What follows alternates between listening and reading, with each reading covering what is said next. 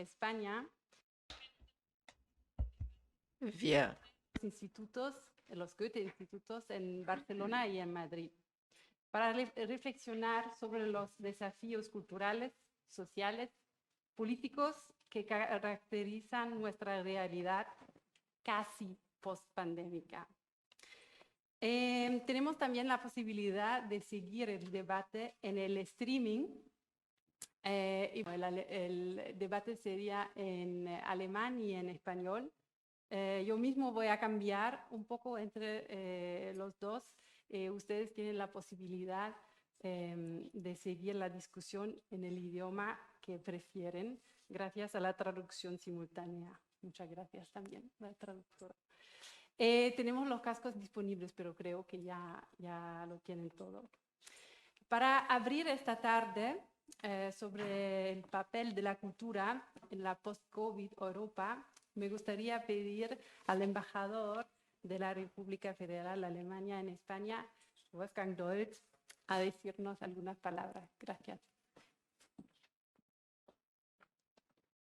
Bueno, es un poco una sorpresa, pero por coincidencia tiene algunas palabras por si acaso.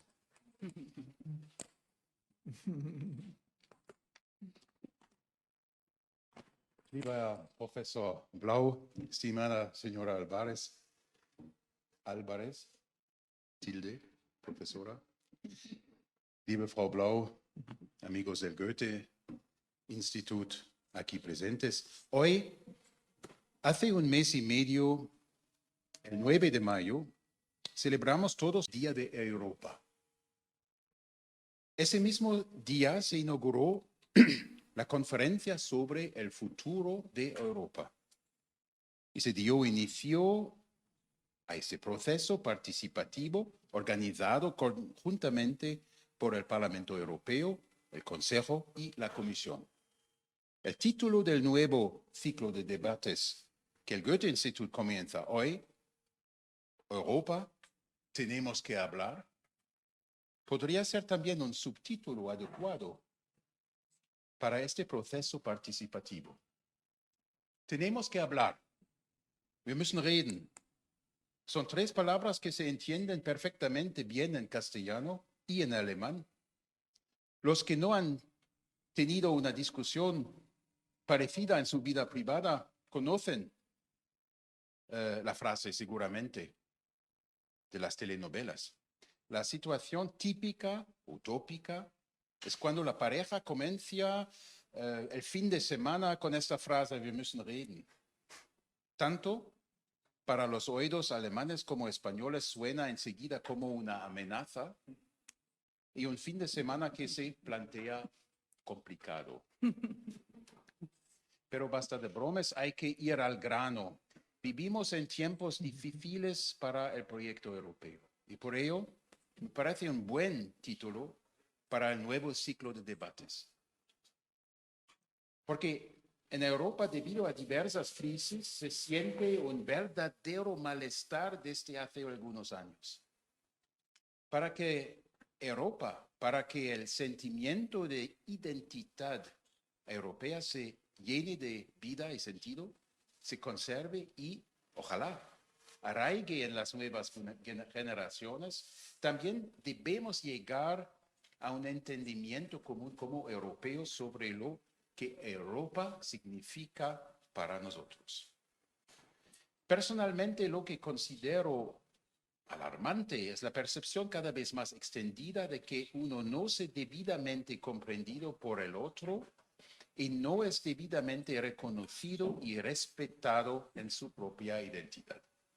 Actualmente se habla y se debate mucho sobre la identidad a todos los niveles, pero cuidado, la identidad surge en todos los discursos. En nombre de la identidad se justifica un sinfín de acciones y reacciones. Se fragmentan pertenencias y rupturas. Es un concepto vago si no lo acompañamos de un adjetivo. Identidad cultural, identidad religiosa, identidad nacional. Pero ¿Ayudan estos adjetivos o solo fingen claridad cuando los conceptos son un poco difusos? Un clásico de los tópicos es la división europea en norte y sur. Cuando se describen estas denominaciones geográficas, principalmente en términos de mentalidades aparentes. La sociología moderna también ha abordado estas cuestiones a través de los conceptos de las similitudes culturales y similitudes de valores. Sociología es también la palabra clave del debate de esta noche. No puedo sino felicitar al Goethe-Institut Madrid y a su directora Antonia Blau por haber invitado al profesor Hartmut Rosa a este primer debate de hoy, junto a una de las más conocidas y distinguidas gestoras culturales de España, Natalia Álvarez. El debate que está a punto de comenzar se centrará en el sector cultural, uno de los sectores que más han sufrido el impacto de la crisis económica provocada por el COVID-19. Por otro lado, la cultura es parte fundamental de los procesos de identificación colectiva, de solidaridad y de colaboración entre ciudadanos. La Europa de los ciudadanos no existe si no se potencia la cultura como eje vertebrador de esta ciudadanía. Si tuviera que empezar la construcción europea otra vez, empezaría por la cultura. Esta formación que muchos autores atribuyen a Jean Monnet tiene hoy en día más sentido que nunca antes.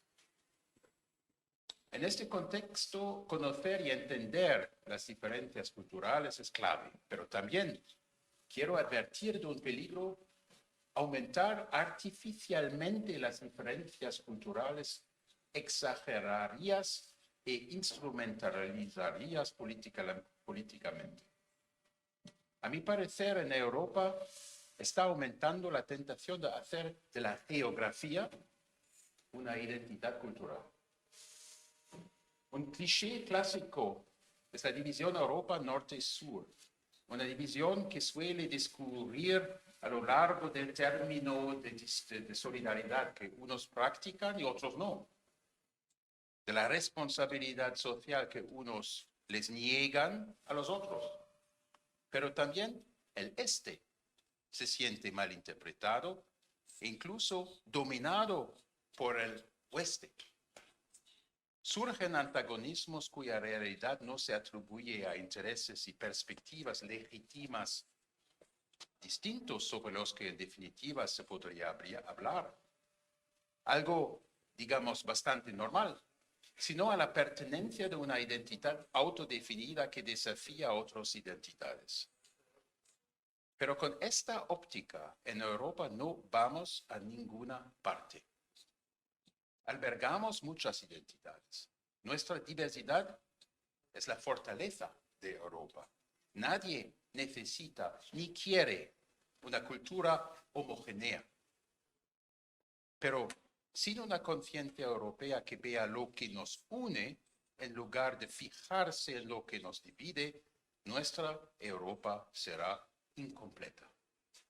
Ante el desafío sin precedentes de la pandemia del COVID-19, al menos en la era de la posguerra, la UE se ha puesto de acuerdo sobre el programa de recuperación y modernización sin precedentes, tanto en lo referente al volumen como en lo referente a los objetivos del fondo Next Generation EU. Sin embargo, es asombroso ver lo rápidamente que este momento histórico va quedando aplastado en las nimiedades diarias de las tácticas cortoplacistas y precisamente también en el relato de las identidades. ¿Qué es lo que tiene que pasar para que veamos más lo que nos une que lo que nos separa? ¿Puede la cultura, puede más cultura ayudarnos a salir de este dilema? ¿Cuáles son las expectativas de que la cultura tan golpeada durante la pandemia por fin nos una a los europeos? ¿Cuál es el papel de la cultura en la Europa post-COVID? De todo eso tenemos que hablar. Muchas gracias.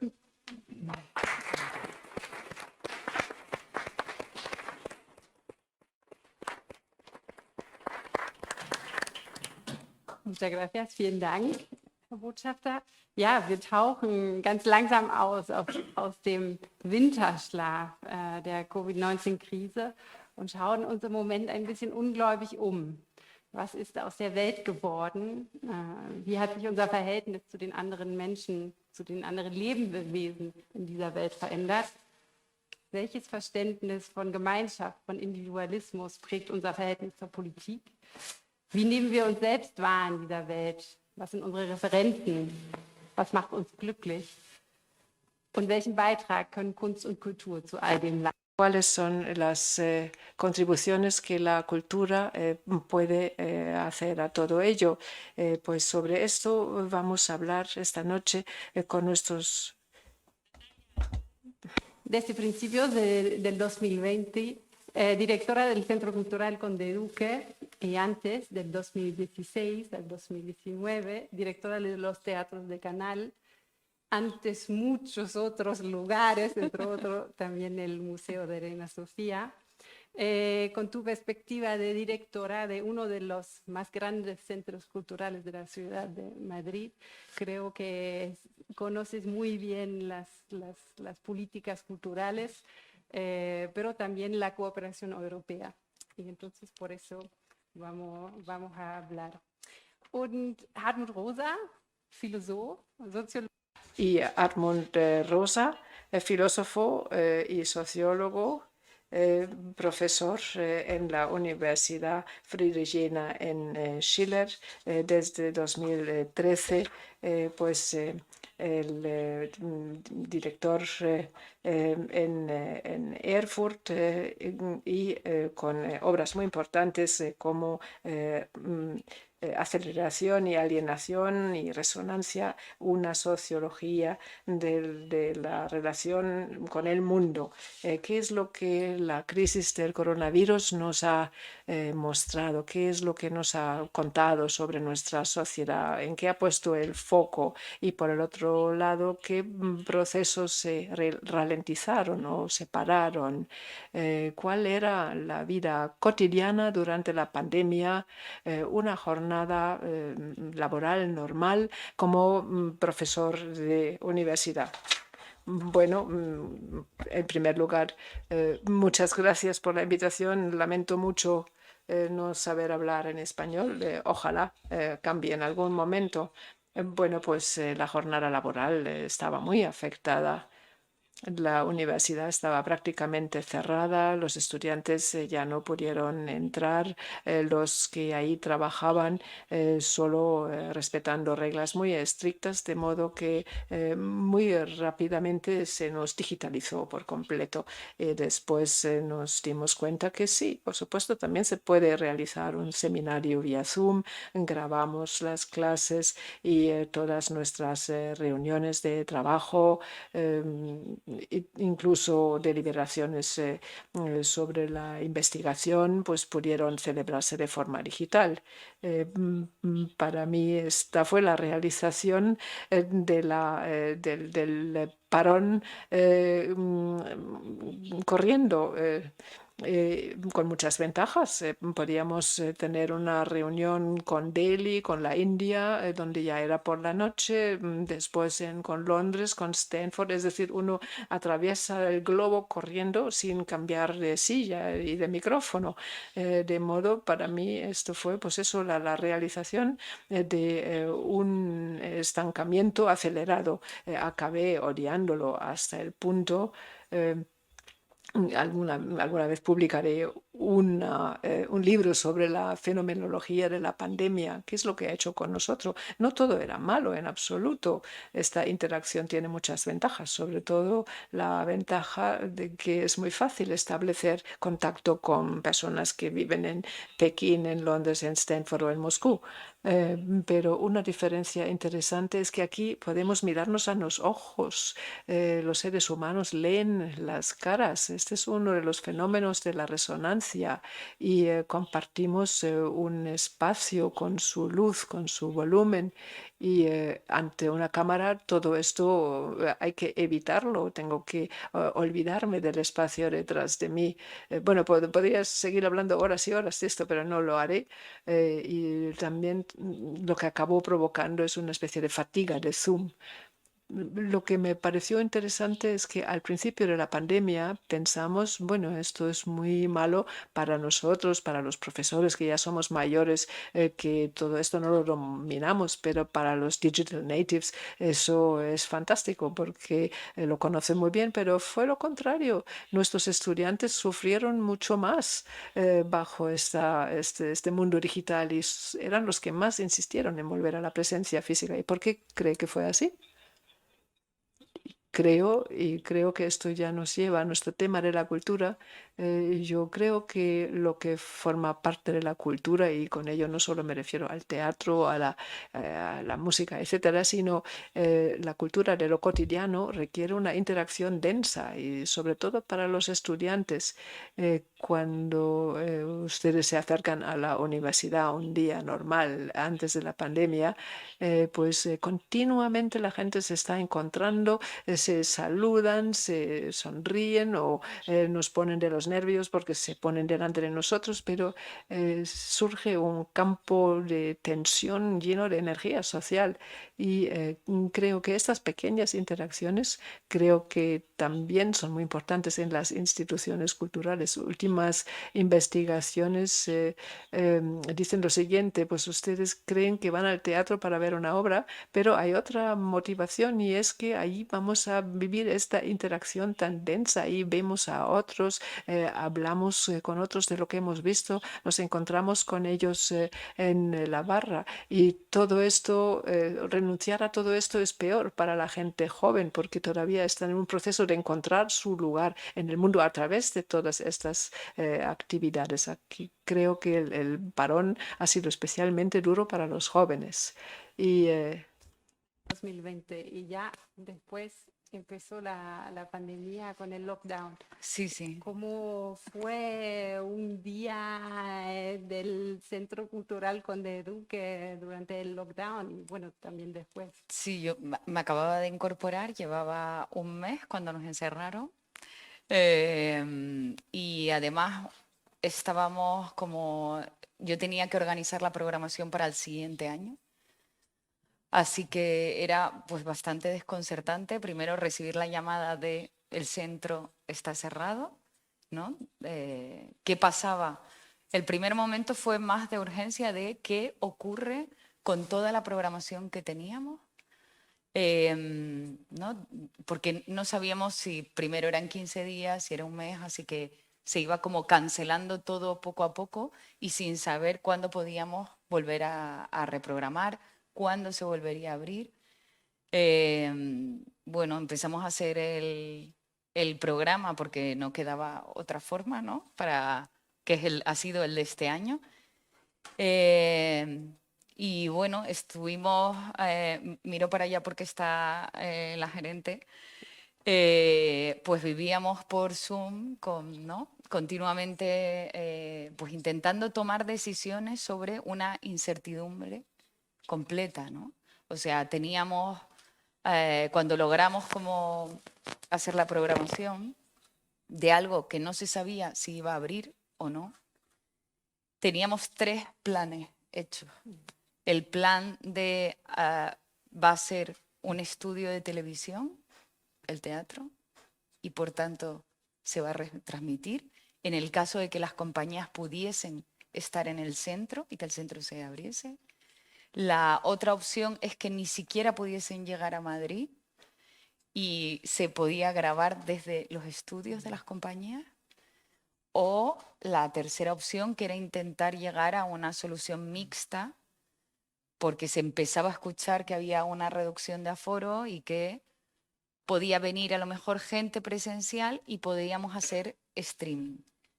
Todo esto, pues intentando hablar con otros compañeros de otros países también y de otras comunidades autónomas, y nadie sabía, ¿no?, qué estaba pasando. Y además, bueno, en el caso de la universidad fue el Zoom.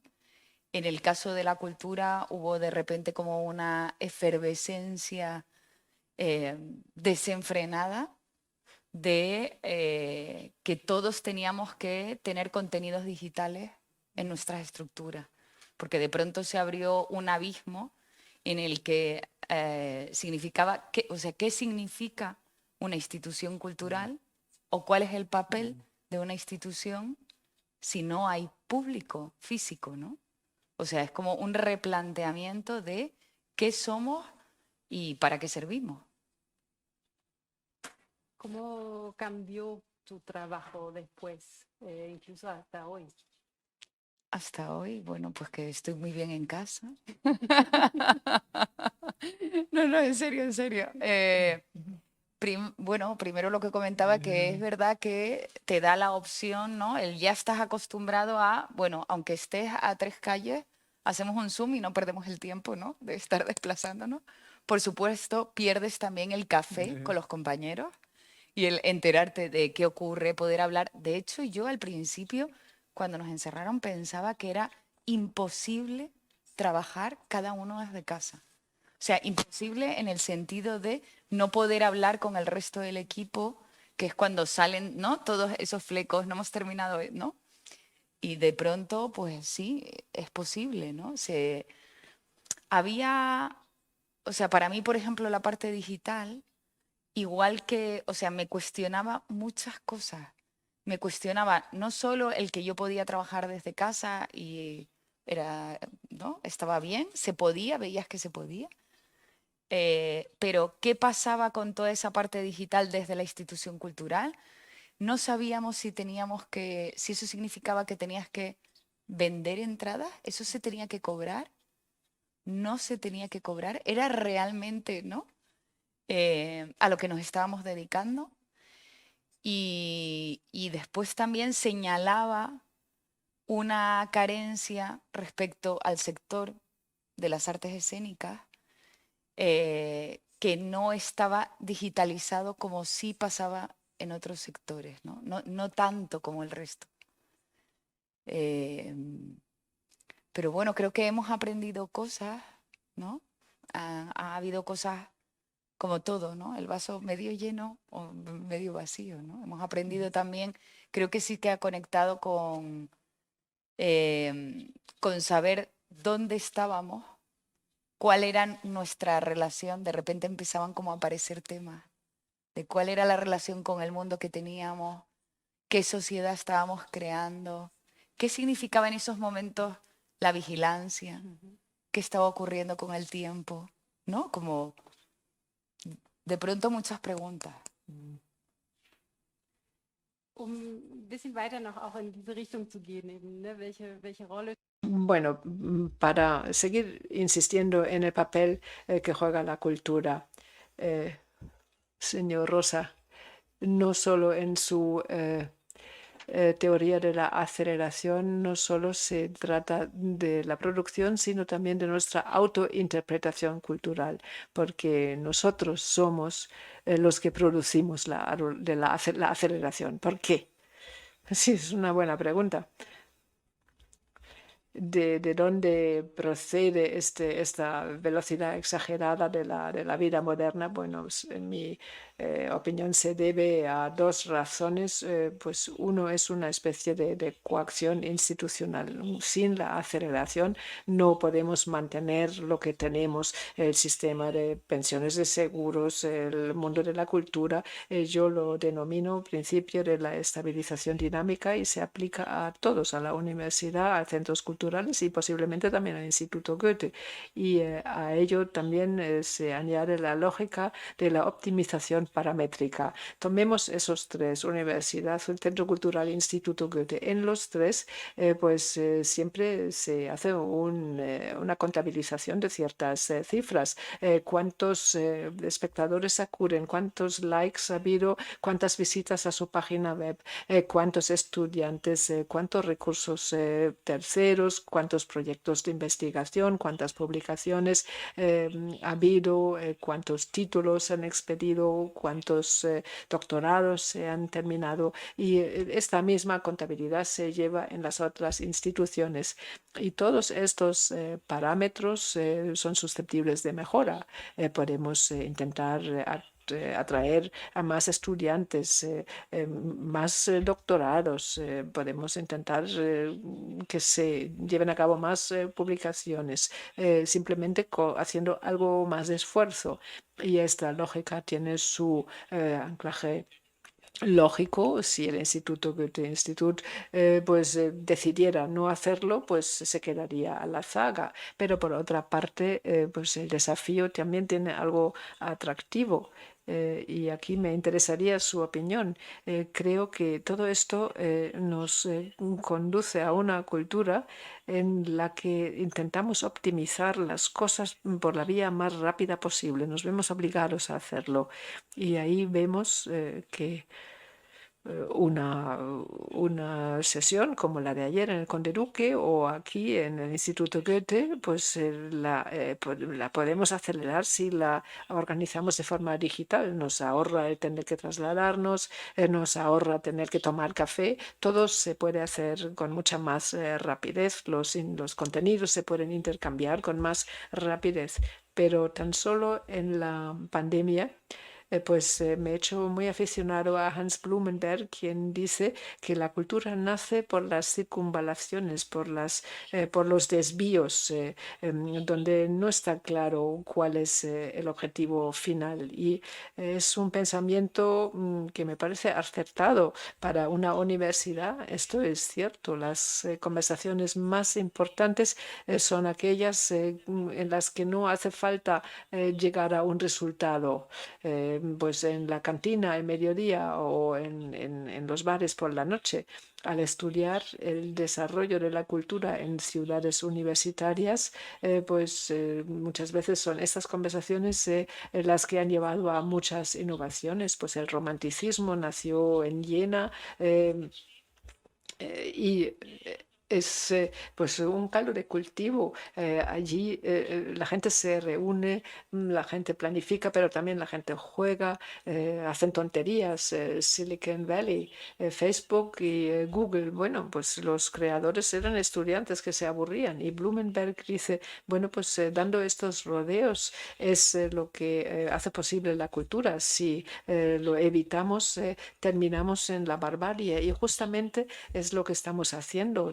Estamos intentando abolir esa posibilidad de dar rodeos y luego nos sorprende la emergencia de los populismos. Esta es al menos mi tesis.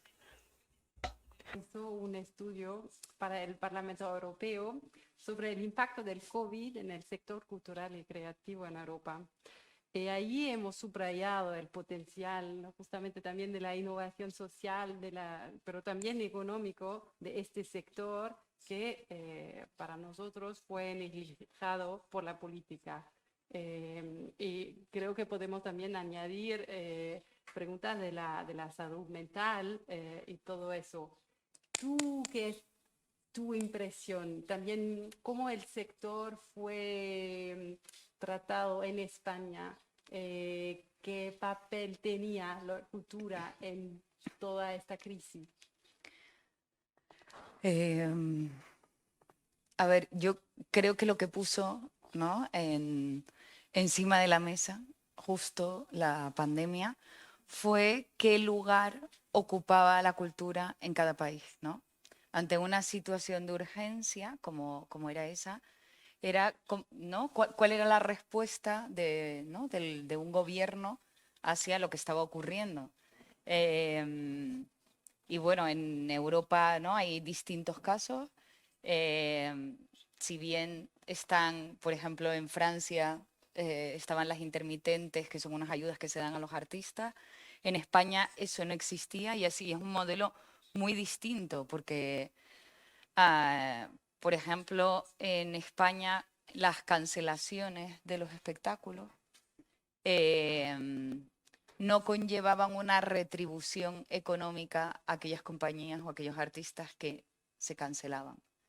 Mientras que en otros países sí que existía, ¿no? Cancelaban el espectáculo y podían pagar, pero es una fórmula jurídica, o sea, que ya depende de la administración del Estado, donde eso era imposible hacerlo. Entonces, esa era una gran diferencia de España con otros países.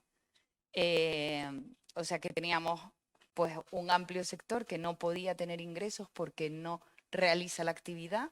En esa actividad frenética, si no la haces, estás, ¿no? Parado.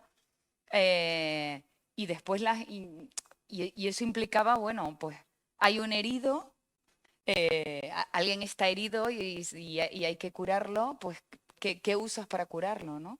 De pronto, bueno, pues Alemania había sacado desde el ministerio también un apoyo a la cultura muy grande.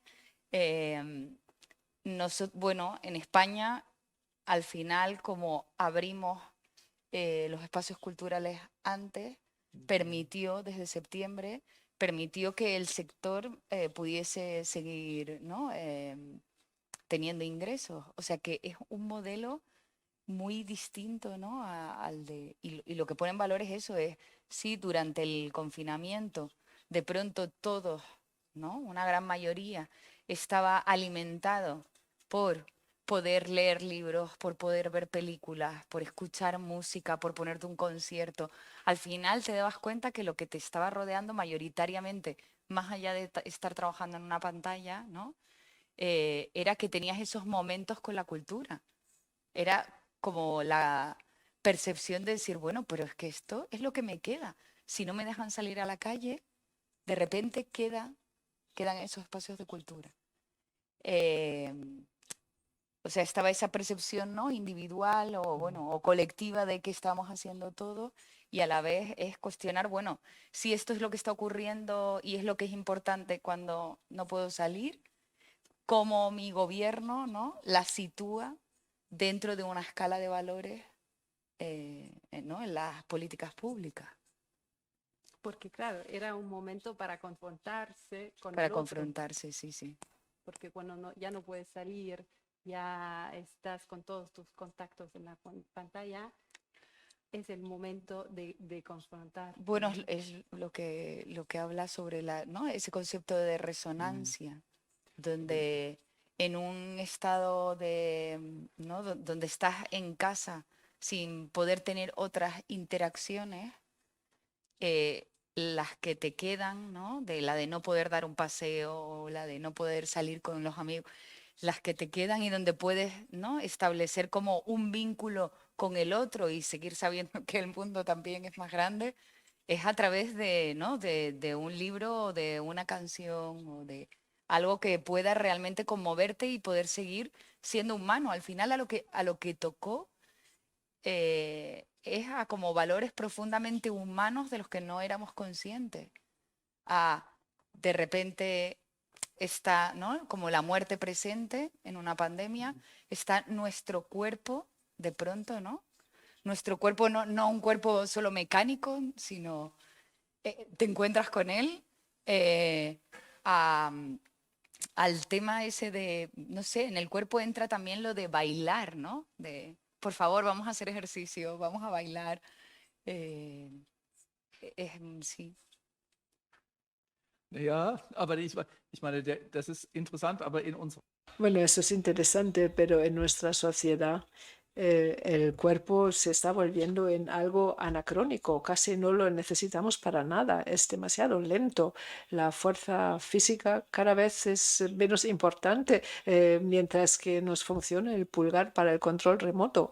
Nuestra relación con el mundo se reduce a una pequeña pantalla y este pulgar acaricia la misma superficie con independencia de que si juego o insulto a alguien o todo es lo mismo, la mirada va en la misma dirección y el pulgar también se mueve de la misma manera. Y el cuerpo, bueno, lo movemos porque hay que hacerlo por obligación en el fitness center. Es curioso esto.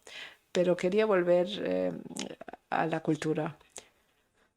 La diferencia que ha descrito, pues no sé lo que es peor para la cultura, porque en Alemania efectivamente al cabo de un cierto tiempo pues las instituciones culturales empezaron a recibir ciertos fondos, pero en contrapartida siguen cerradas. Y también es un desprecio de la cultura. Todo abre los gimnasios para el cuerpo. Pero los teatros no, los teatros siguen cerrados. Bueno, las universidades también. Así que no sé lo que es peor. Creo que todo se debe a que la cultura la vemos como una de estas formas de dar rodeos innecesarios. Lo importante, la economía, la política de la industria de armamento. Bueno, si después sobra un poco de tiempo, bueno, pues podemos dedicarnos al teatro y a la música, etcétera. Pero es un error, en mi opinión. La vida surge allí, en esos espacios. Y una de mis observaciones fue que pues una especie de velos se había extendido sobre la humanidad. Todo el mundo se sentía agotado. El deseo de tener contactos sociales disminuye a medida que tienes cada vez menos contactos sociales. Esto tampoco lo sabía antes, pero justamente en la fase de confinamiento, cuando empezó a abrir ligeramente, o fin, siempre se podía coger el teléfono, pues que este deseo fue desapareciendo poco a poco. Y es cuando entendí que los contactos sociales, la energía social, solo surge con la interacción. Cuando esta interacción no tiene lugar, pues la sociedad pues, se paraliza y se queda sin esta energía y la convierte en una sociedad muy anticuada. Otra idea que casi se me había olvidado, esto de leer los libros, de escuchar la música en casa, me parece que es diferente leer un libro que ver vídeos. Hasta vi vídeos de gatos en YouTube, cosa que nunca había hecho antes. Pero mucha gente pensaban, bueno, una vez que yo tenga mucho tiempo, voy a leer a Cervantes, Don Quijote o Proust. O después voy a escuchar una ópera de Wagner, o voy a volver a retomar el piano. Y después, bueno, pues vino este confinamiento y lo intentamos. Cogimos Don Quijote, abrimos el piano y vimos rápidamente que esto era un esfuerzo enorme y un gran esfuerzo antes de disfrutar, y es lo que llevó a la gente a los vídeos sobre gatos o a Netflix. Bueno, estas relaciones de resonancia con la música y con la cultura necesitan cuidado. El cine, el teatro, pues hay que invertir hasta obtener un beneficio.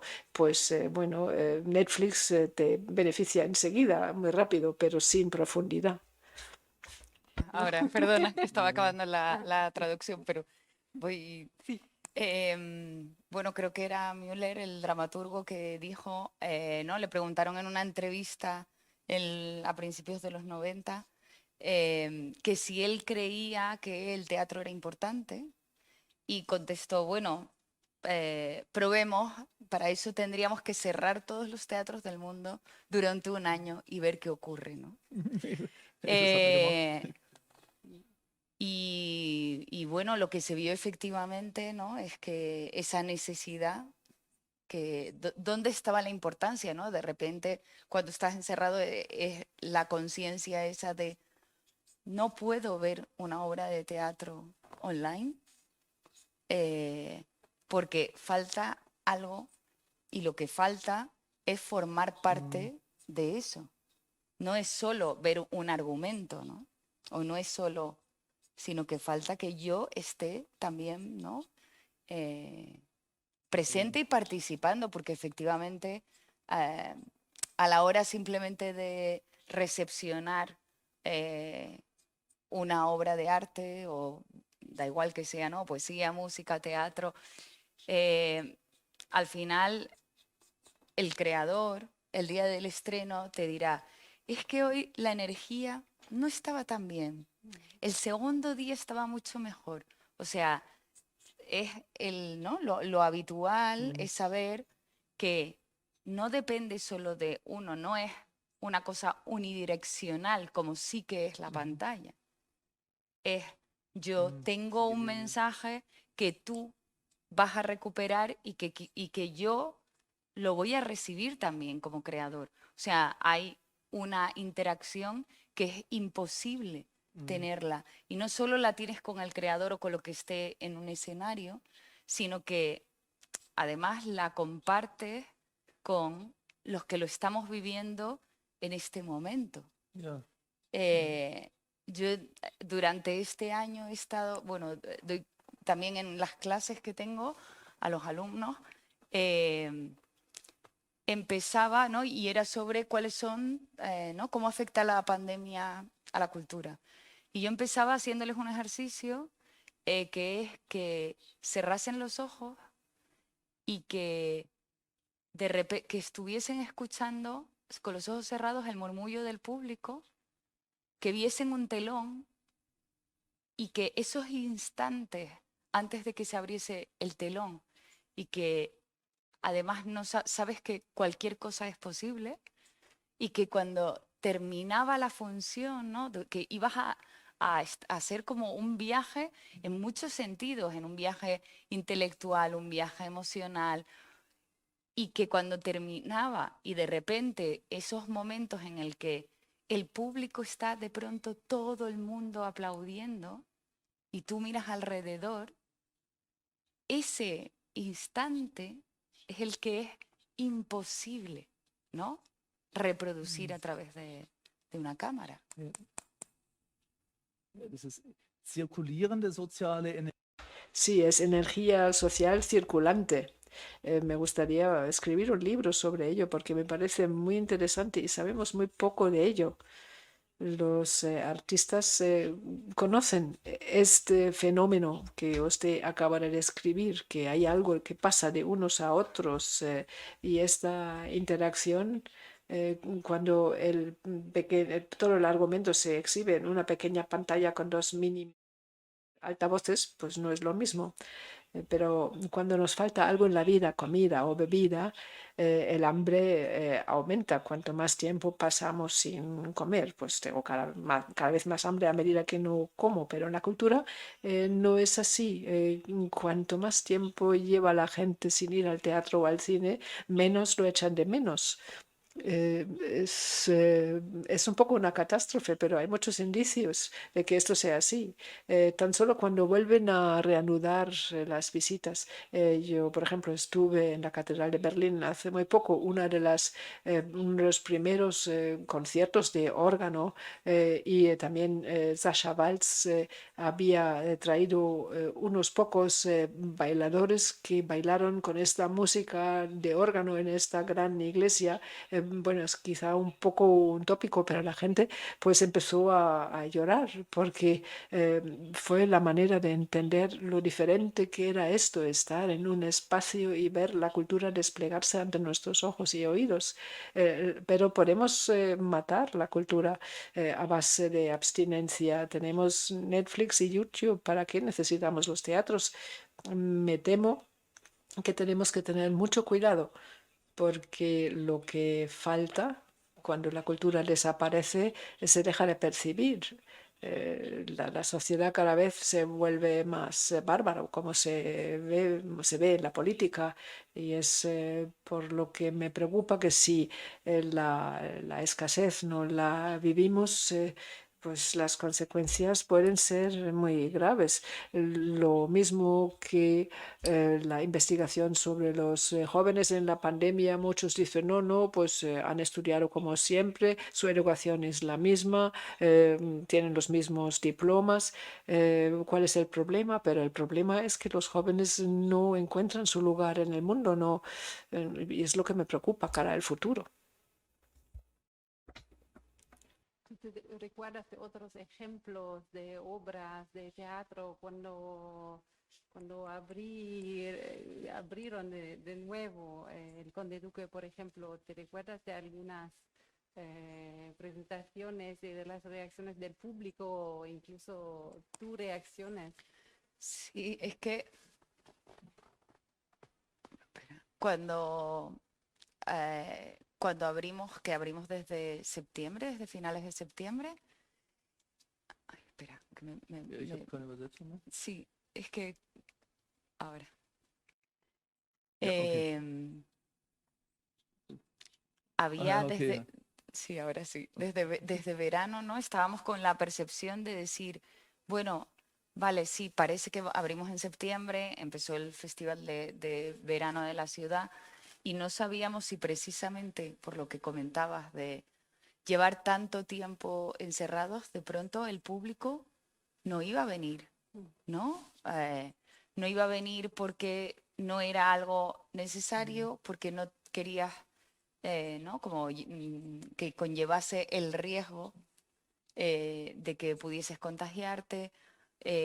O sea, hubo como, ¿no? Una campaña de los teatros como espacios seguros, pero no sabíamos qué iba a pasar con el público. Y sin embargo, es verdad que ha sido como un músculo, ¿no? Es como, esto es como la memoria o como la elasticidad, que efectivamente se atrofia. Pero, y sí, y la memoria la tenemos muy atrofiada, ¿no? Precisamente además por toda esta parte digital, ¿no? Cada vez ese esfuerzo ¿no? Hay como decía Albarrico que bueno que se han erosionado varias facultades, ¿no? En esta sociedad contemporánea. Una es la memoria y otra es la imaginación también, que esa tocaría también la cultura. ¿No? Como esa capacidad de crear o de inventar. Y, bueno, y finalmente, a partir de septiembre-octubre, bueno, estábamos con un 50% de aforo, pero empezó a venir la gente. Y lo que sí hemos visto es que a medida que ha ido pasando el año, cada vez más. Y me preguntabas, hubo una actividad que tuvimos que era una mezcla entre artes visuales, palabra, y de pronto, como no se podía estar, ¿no? En el centro, salieron todos del teatro y estaban en la puerta, que pensaba que los de seguridad iban a ir a por ellos. Y estaba todo el mundo tan feliz que el sector del arte contemporáneo decía es que no los veíamos desde el Arco, que es la feria de arte contemporáneo pasado. Y de pronto había como, ¿no? Un clima de, ¿no? Como de entre de nerviosismo, felicidad, no, estamos otra vez aquí todos. Puedes hablar, verlos, ¿no? Y de los artistas ha habido muchísimas veces durante el año, al principio, septiembre, octubre, de subirse encima de un escenario, ¿no? Y que bajar y decir, es que llevaba tanto tiempo que no podía hacer esto, ¿no? De poder confrontarme con el público y bueno, tú que estuviste en Rabí, ¿no? En Rabí Mouré, un director de teatro libanés que vino y claro, llevaban mucho tiempo encerrados, entonces el hecho de poder subirse otra vez, de viajar y subirse a un escenario y tener público delante, o sea, para ellos era como, ¿no? Muy conmovedor. Y llevamos todo el año, ¿no? Cuando traes a nosotros con los artistas nacionales en otoño, pero el resto del año los pocos internacionales que han estado los teatros cerrados en sus países, es como una experiencia, ¿no? Como muy fuerte de volver otra vez. Para el público, ¿eh? Y Yo puedo para- decir, cuando llegué en enero, es que me fui al cinema y al teatro todas las noches. Es que de verdad... Ella no es un ejemplo del... No.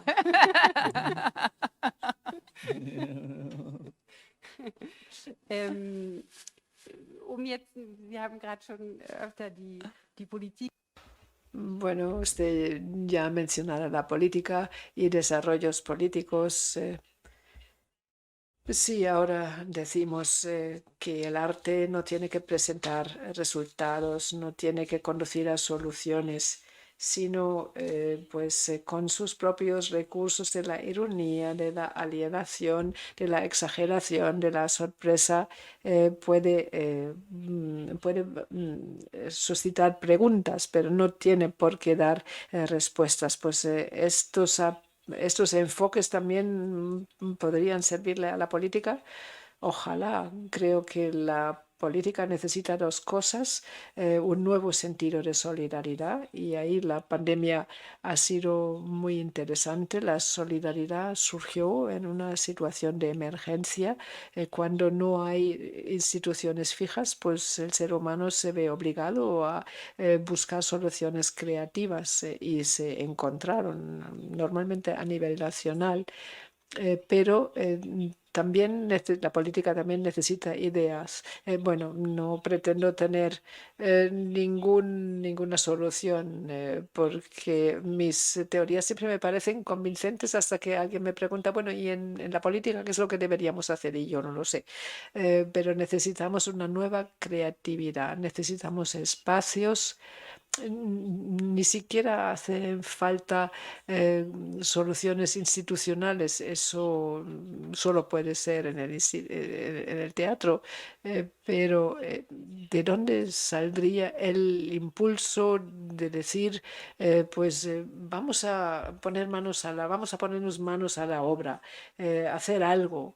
Y creo que la cultura puede liberar la energía necesaria para esto. El teatro, el cine, la ópera, normalmente crea una cierta distancia con respecto a la vida. Uno ve una vida cotidiana, pero a lo mejor de otro siglo o de otro país, y esto crea una especie de distancia a medias, luego uno sale, conversa en el bar a la salida, y de este estado intermedio en suspenso, pueden surgir nuevas ideas. No pretendo que en el escenario de un teatro se nos presente la solución, pero que crea este contexto en el cual sí que es posible que surja una solución. Eso sí me parece.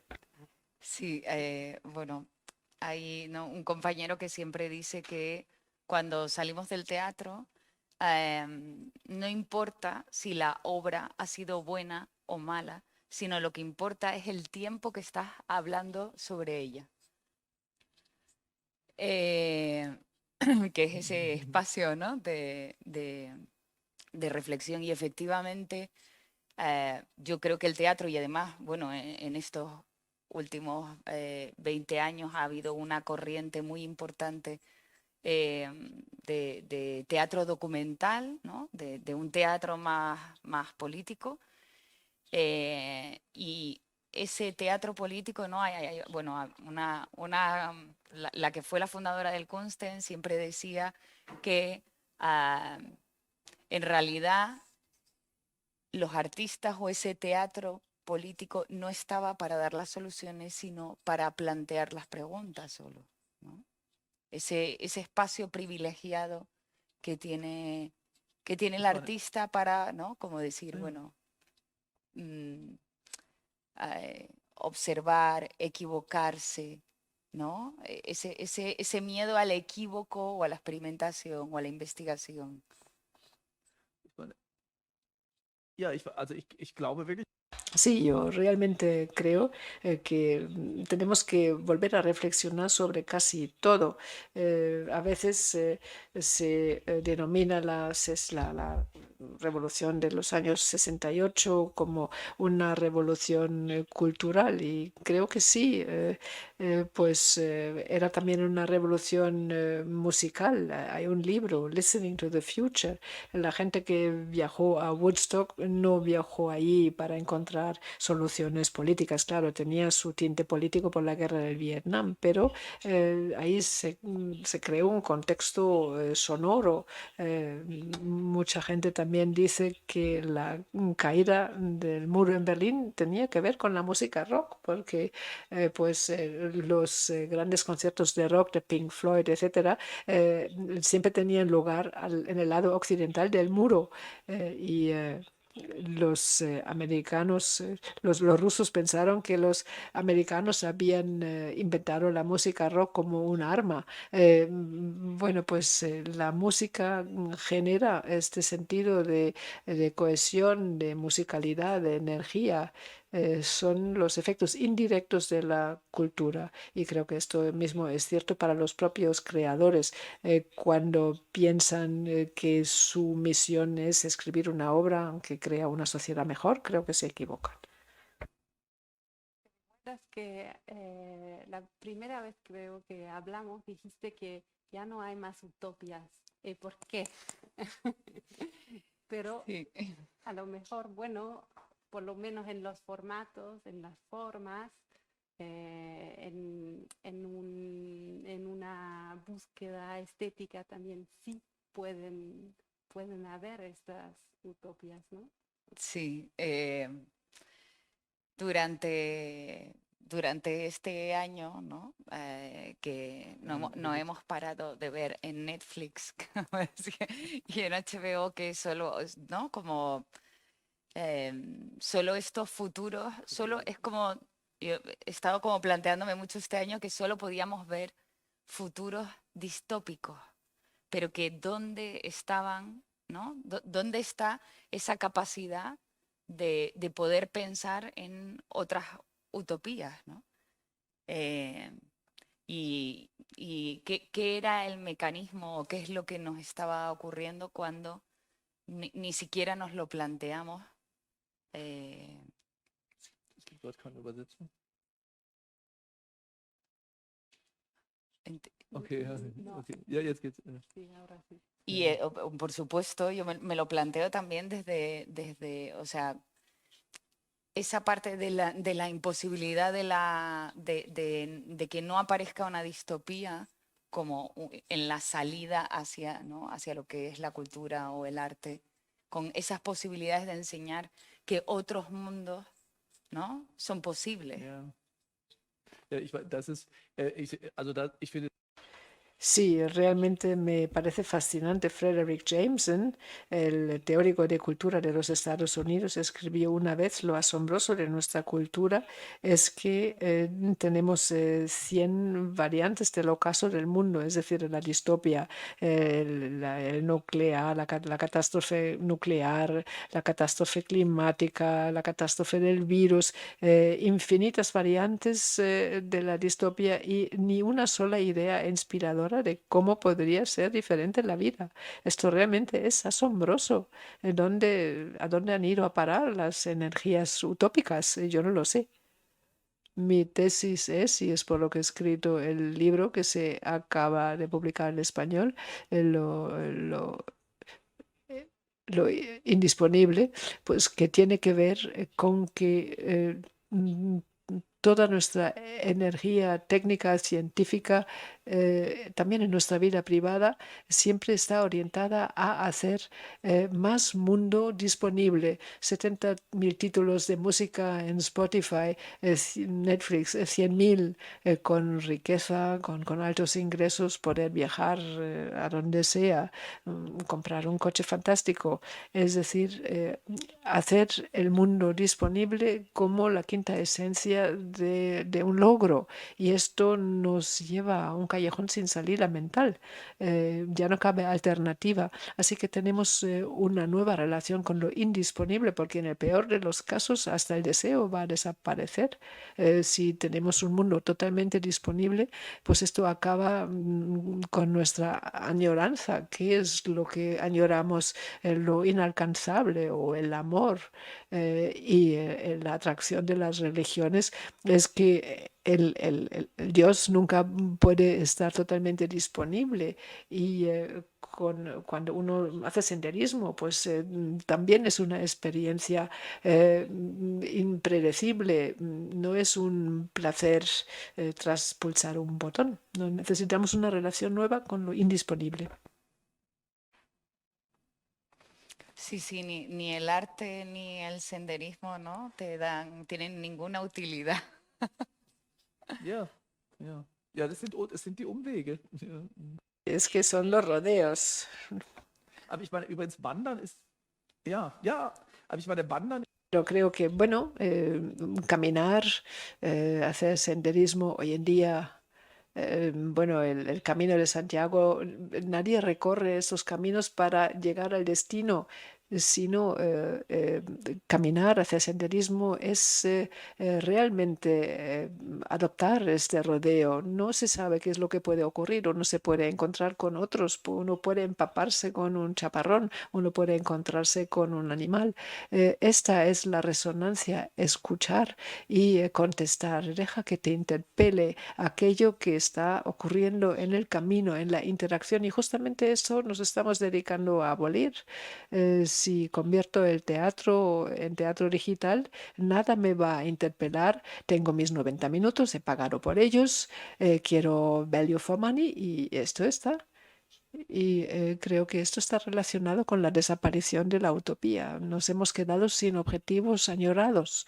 Lo que nos faltan, bueno, por supuesto, hay pobreza, hay desigualdad, hay injusticia, pero esto no es aquello, no tiene que ver con aquello que añorábamos. Gibt es Fragen aus dem Publikum?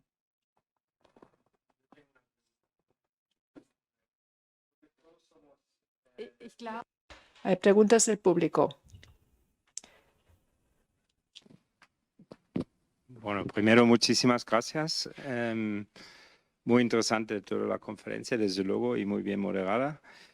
Sí que creo que el Camino de Santiago también tiene un objetivo y hay que llegar.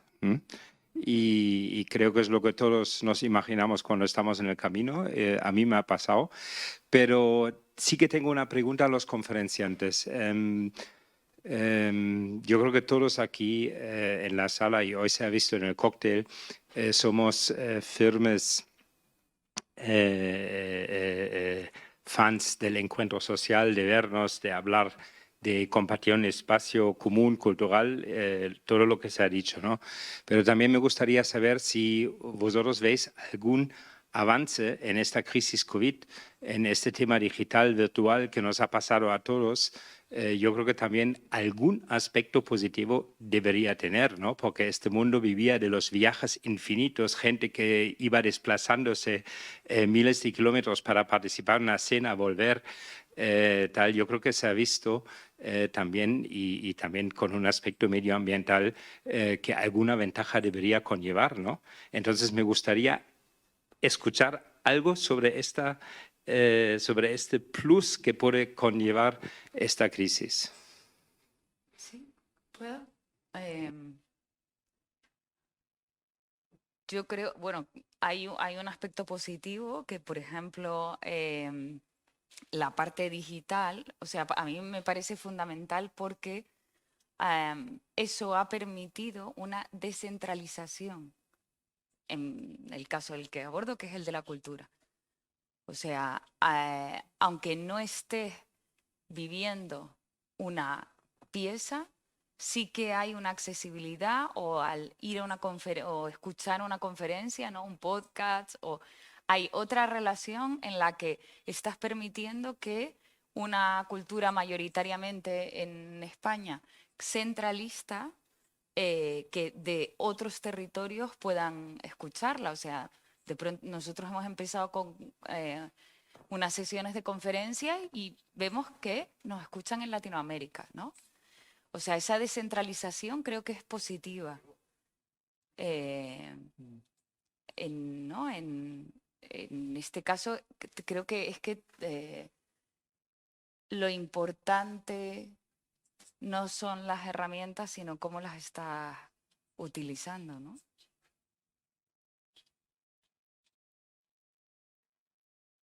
Ja, also ich stimme dem absolut zu. Also mir scheint Estoy totalmente de acuerdo. Bueno, las ventajas son obvias. Como usted ha dicho, pues muchos viajes inútiles se pueden evitar y el proceso también es democratizador, porque determinados lugares de la cultura pues estaban reservados para determinadas élites. Pierre Rodin ha escrito sobre ello y ahora pues todo el mundo puede conectarse y puede participar de lo que sea. En las ciencias para mí también es maravilloso que gente de países que no se podían permitir viajar tanto, pues se conectan con toda naturalidad, como de la India. Estoy totalmente de acuerdo con usted.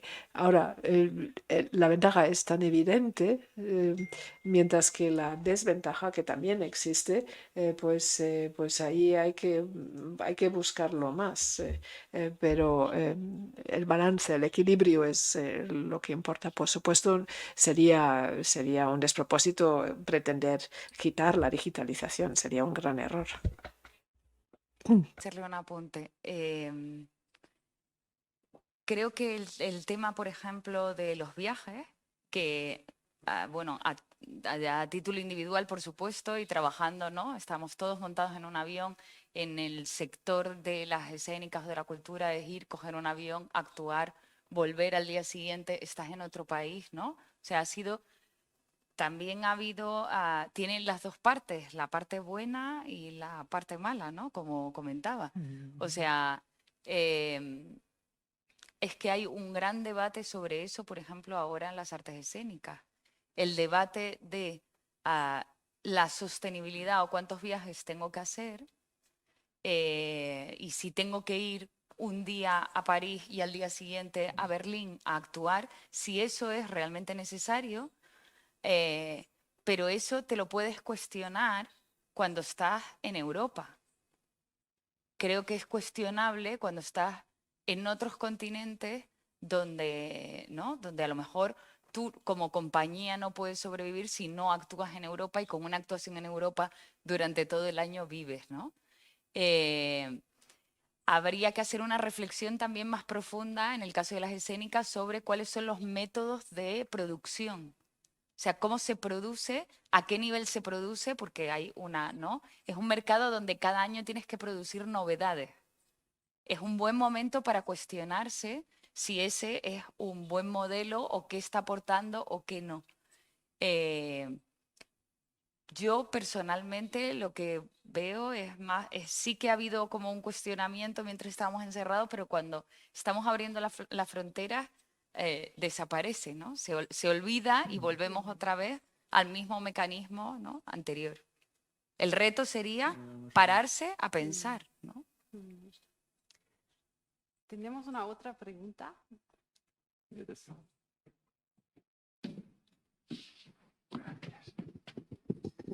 Bueno, no me enrollo. Mira, es casi un estímulo a los ponentes. Yo casi tengo mi respuesta. Valoro lo de lo virtual y lo presencial, pero quizá estoy marcado por dos hechos. Tengo dos hijos de 11 años y ven mucho YouTube. Luego tengo amigos de 60 y muchos, 70 años. La mitad estudiaron en el colegio alemán conmigo. En aquella época no era un gran colegio, pero marcaba carácter. Bien, yo resumo como un estímulo a los ponentes sobre Hartmut, que ya lo he visto alguna vez más. Yo diría, o sea, con todo respeto, menos Netflix, menos youtubers, y me ha encantado la expresión de Hartmut, dichte interacción, estar con, o también lo que usted ha dicho, de lo que se habla de la obra. Hubo una vez, le digo a Hartmut que trabaja en Jena, creo que fue en Jena, Schiller estrenó una obra, creo que era Juana de Arco, Johanna von Orleans, Y es que la gente le veía por la calle, le aclamaban, se levantaban a los niños a los hombros para que vieran a Schiller. Bien, está bien lo virtual, sí. Yo estoy por... O la interacción, esto, la resonancia. Yo le digo a mis hijos, venga, parad, vamos a escuchar a los pájaros. Y luego a lo mejor te encuentras a alguien. Y eso es viajar, es el camino, el llegar... Ahora, que están bien los medios, sí, pero yo estoy por lo físico.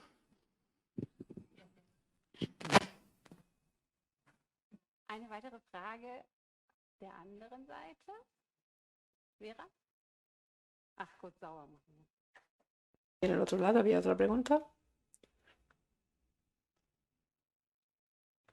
Interessantesten Creo que uno de los momentos más interesantes es el momento después de una representación. Lo saben bien los músicos o también en la universidad.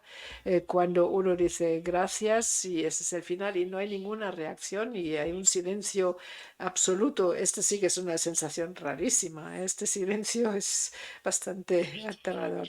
Puedo formular dos preguntas. Me ha preocupado cuando ha dicho que la gente no echa de menos el teatro cuando deja de verlo.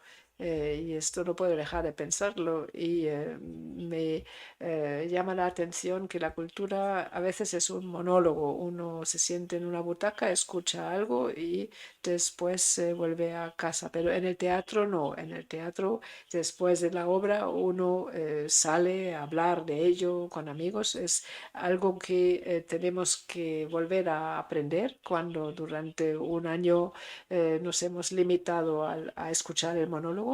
Y mi segunda pregunta. ¿Programar en el futuro vuestra programación, lo que ha pasado aquí los últimos 12 meses? Gracias. Ay, perdón, ¿puedes repetir la Que si va a pregunta? cambiar en la manera en que estáis ahora programando los años que viene, toda la manera en que hemos vivido ahora mismo en la cultura los últimos 12 meses, si eso va a cambiar un poco en la percepción de cómo tenéis que hacer la programación, acercaros al cliente, mezclar lo que es lo digital con lo real, el problema de mover a la gente, los presupuestos que tenéis para poder mover a la gente, eso seguramente va a cambiar el concepto que tengas tú de programación como lo tuvisteis que hacer cuando empezaste. Va a cambiar y si me podéis decir los dos cómo queráis dividirlo, gracias. Ja, also auf Ihre Frage.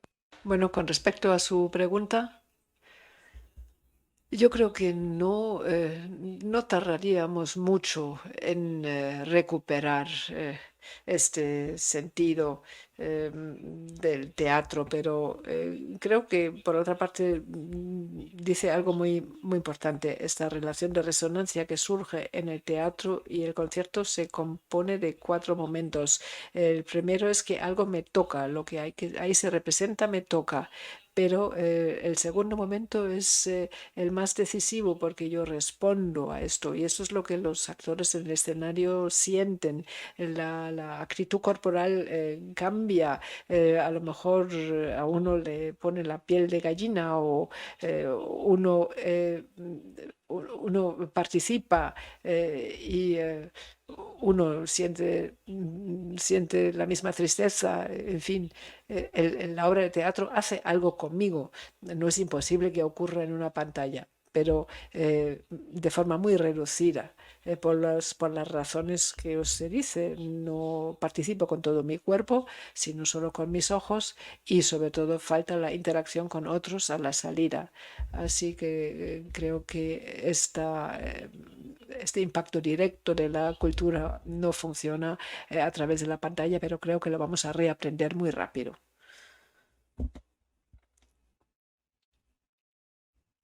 A la programación. Y además esta respuesta, bueno, creo que está en relación también con ¿no? las palabras con las que abrió el embajador la charla. Yo personalmente, uno de las cosas que más me entristeció de todo este periodo fue ver cómo yo en esta primera temporada no solo tenía que ponerlo digital, sino que de repente la posibilidad de traer compañías internacionales desaparecía. El próximo año, en lo que va a cambiar la programación, por un lado creo que lo digital ha venido también para quedarse. Pues hemos visto que pues, la parte de las charlas lo hacemos en streaming, funciona estupendamente, ampliamos público y vamos, fantástico. Pero el próximo año yo lo que ansío es poder tener encima de un escenario a una... o sea, el poder tener la posibilidad de al final es como, tenemos un mundo tan complejo o una Europa tan variada también, ¿no? Que el hecho de poder compartir esos puntos de vista, al final, al espectador o a mí como espectadora también, es lo que me hace enriquecerme, lo que me hace entender al otro y yo estar aprendiendo. O sea, me parece, ¿no? Si me centro solo en la parte europea, existía antes de la pandemia una conexión construida durante muchos años, ¿no? Estaban las ayudas de Europa Creativa, hay un circuito ya, bueno, yo además me dedico como a una parte muy específica, que son las artes escénicas contemporáneas, ¿no? Es como un circuito determinado. Y mis compañeros, bueno, está Martín aquí, de Kammerspiele, sí existía una red, ¿no? Internacional donde estamos compartiendo proyectos y mira este artista qué hace el otro, vamos a apoyarlo, viene aquí, o sea, y de repente eso enriquece muchísimo, ¿no? A mis espectadores, a mis artistas que pueden ver otros mundos, ese abrir otros mundos posibles y entender, ¿no? Otras formas, es lo que se quedó como, ¿no? Bloqueado durante, ¿no? Fue un confinamiento también para la internacionalidad, ¿no? Y yo, o sea, ¿no? Mi ilusión, y quizás, no sé si estoy siendo demasiado optimista, que también puede ser, pero solo puedo vivir así, como un poco kamikaze, en esta creencia de vamos a poder traer los internacionales y vamos a poder volver a respirar, a coger aire nuevo. Entiendo que tenemos también una cita importante esta noche, entonces vamos a coleccionar un poco las preguntas. Tenemos una aquí y después una allí. Y Bueno, se escucha bien. Yo no voy a hacer una pregunta, sino quiero compartir junto con ustedes y un poco para sintetizar. Yo soy psicóloga clínica de formación psicoanalista y también de danza-teatro, o sea, de danza. Y hay algo que a mí me apasiona, que es la fenomenología. Y lo que extraño es un poco en esta crisis es la falta de espíritu fenomenológico en cuanto a observar este gran fenómeno social que se dio con la epidemia que todos vivimos, que se dio, es muy compleja y a muchos niveles se dio, ¿no? Con el tema de lo corporal yo soy de cuerpo, pues soy de tenis, de teatro, de danza, y como psicoanálisis me pareció la cantidad de estupideces que he escuchado y el colador que se hizo con los benditos Zoom. Porque yo ideológicamente ya he desistido de hacer Zoom psicoanalíticos o psicológicos, etcétera, porque hay un reduccionismo, o sea, se trivializa absolutamente todo. En una época, en un momento como el que estamos compartiendo y viviendo, que es demasiado nos satura, o sea, es demasiado profundo. Y no estoy en contra del COVID, del coronavirus, o sea, yo creo que produjo cambios que de otra manera no se hubiesen dado. Y otra cosa que me llama atención, que se me muestra como una constante, es por qué la gente en general lo toma como un castigo, como algo que viene desde afuera, ¿no? O sea, yo tuve un poco la vivencia, lo de Max Weber, dirigido desde adentro y dirigido desde afuera, ¿no? O sea, que se ve un infantilismo, ¿no? O sea, yo creo que es una especie de test lo que ocurrió con el COVID, ¿no? O sea, que hay muchísimos fenómenos como experiencia de psicología social, ¿no? O sea, muchísimos fenómenos que si esto no hubiera pasado no se hubiesen dado. O sea, esto fue un sacudón. Ahora, sí extraño el tema de la presencialidad, el tema del teatro y cómo hacen una especie como de, no de traducción, ojalá fuese traducción, es que simplifican absolutamente todo. O sea, parece lo que decía Rosas, el tema del dedo, ¿no? O sea, que sí, que se reduce todo al dedo. Yo no veo Netflix, me la pasé bailando en el confinamiento, la pasé muy bien, pero lo que sí extraño, echo de menos un poco, que la gente se queda como con lo bueno o lo malo y no hay una actitud observadora de los fenómenos que van apareciendo, ¿no? Todos los emergentes sociales y políticos. Bueno, nada más, porque seguiría hablando mucho. Bueno, creo que tomamos la última pregunta. ¿Una pregunta? Así. Pues mi pregunta era acerca del tiempo, porque hemos hablado de la aceleración de la tecnología, de la digitalización, pero también del tiempo de la cultura, porque mi experiencia propia no ha sido necesariamente una aceleración del tiempo a lo largo de nuestra nueva época digital, sino de una destrucción del tiempo en la cultura, en el rito social, en el sentido de la continuación. Así que quería preguntar un poco acerca de esa interacción entre tecnología, cultura y tiempo específicamente.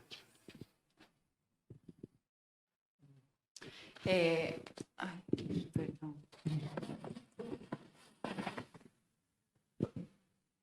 Sí, no, adelante. Also ich wollte einen Ansatz sagen zur Phänomenologie. Also tatsächlich arbeite ich Phänomenologie. Una frase sobre la fenomenología. Yo estoy trabajando en un libro relacionado con la fenomenología como método. Es muy importante en la psicología en particular y el psicoanálisis es pues un acontecer de resonancia muy fino. En cuanto a lo del tiempo, bueno, creo que lo que tiene lugar, lo que usted podría llamar una destrucción del tiempo, es una fragmentación radical que puede surgir con los fenómenos digitales con mucha facilidad, pero también al margen de ellos. La conciencia pasa de un episodio al siguiente y lo que hay en el medio surge algo que causa impacto, que las cosas me tocan, porque así es como crea una especie de huella para la memoria. Cuando usted se acuesta, pues todo depende de si el día ha sido largo o corto. Un día largo es un día en el que han tenido lugar episodios que recuerda por la noche. Por ejemplo, cuando uno viaja, uno tiene la sensación de que el día ha sido largo. Cuando el día ha sido aburrido, pues parece un día muy corto. Tiene uno la sensación de que uno se acaba de levantar porque no ha ocurrido nada. Pero en la lógica de Netflix, el tiempo transcurre con mucha rapidez. Veo muchas cosas interesantes, pero desaparecen cuando me acuesto.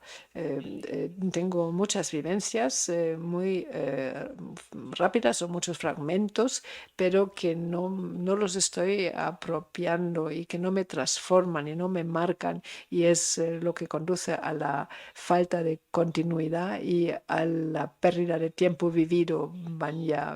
Walter Benjamin dice,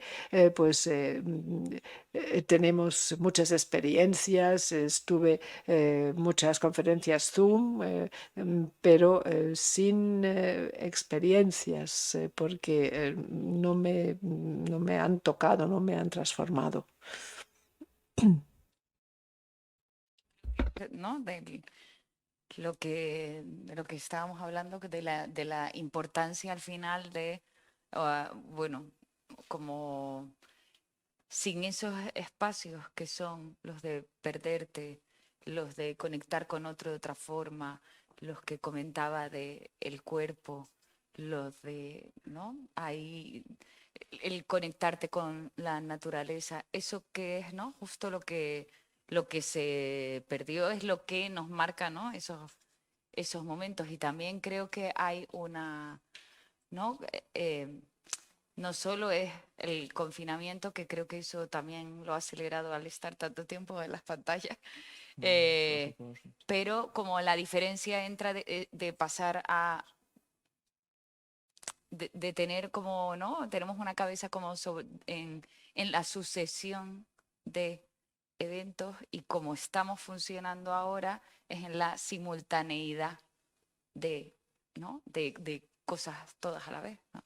Uno está viendo una peli y estás con el WhatsApp o con Instagram a la vez, ¿no? O abres una pantalla y te lleva a la otra. Bueno, creo que se amplía el abanico ese de solo un tiempo como una sucesión lineal.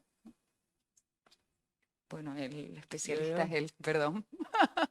Ja, und dabei steigt immer die Sucht nach noch mehr Stimulation. Y pues es adictivo, para la mayoría de la gente una sola pantalla es aburrida. Ahora se buscan segundas y terceras pantallas. Pues uno está viendo el partido, pero aprovecha un intermedio para mandar un SMS. Bueno, hablando de fútbol, ¿cuál es el resultado? Zeit über diese wunderbaren Debatte. Muchísimas gracias a nuestros dos ponentes ante todo, y a todos ustedes. Espero que vuelvan a encontrar su relación con el mundo y que gane el mejor, los mejores.